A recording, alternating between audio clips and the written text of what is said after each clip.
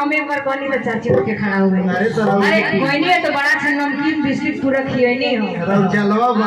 हां भई तो अच्छा बड़की बात ना भैया बहन हमर छोटी बहन। और देखी हमारा पार्टी के तरफ से आला तो 500 आवेला देखली से प्रियंका जी ना दिलो लेकिन दिलो तो 500 देखी चाची के तरफ से 500 रुपए का आशीर्वाद। वह ना बात किया हम आके 3 दिन से मेहनत करते नहीं एको चवानी ना मिलल अरे हमने तो पार्टी में तो थोड़े ही होगा।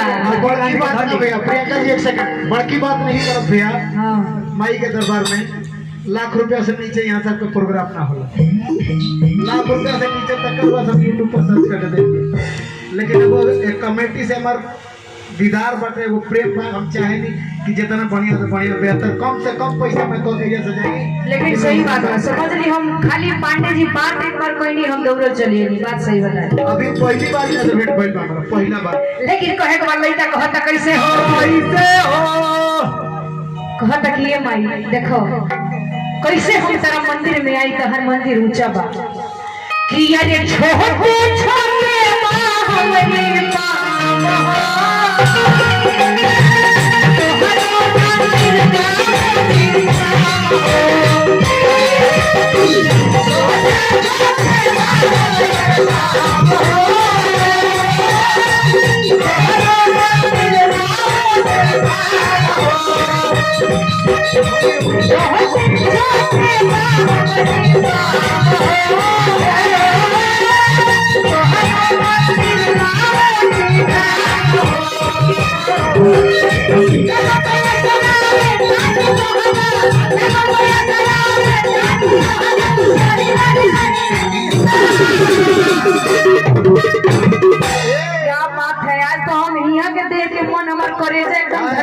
कलाकारी है गाली बजनी चाहिए महाराज। ये सब भक्ति है प्रेम है। कहना है कि इंसान वो नहीं जिसके अंदर भक्ति नहीं भक्ति नहीं करता कुछ नहीं। कैसे कि यार है ना कोई बड़ा सलाम बेटा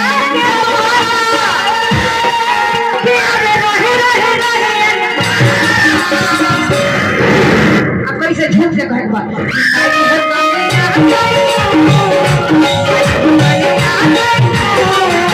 कि बाघावा के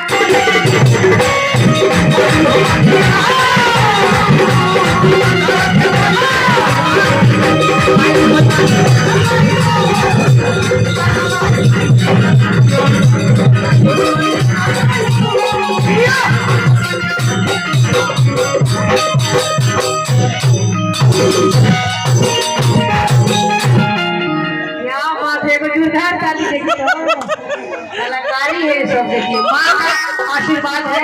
और आइए इसके बाद मधु पांडे जी क्योंकि इनका कार्यक्रम एक जगह है तो इनको गवा दिया जाएगा नहीं के वादा का भई रहा हमने के काट। अच्छा सुनिए वादा का हम हेतना लोग के सामने माई के दरबार में वादा करके जाते हैं कि ई जा कृष्णा बिहार खातिर रुआ जब हमरा के आवाज लगे चाहे कहीं रौरे को फोन जाई अगर खाली रहे ना आई तो माई के दरबार में कहते हैं रुआ से एकदम दिल से कनेक्शन बा कोनो दिक्कत नहीं है।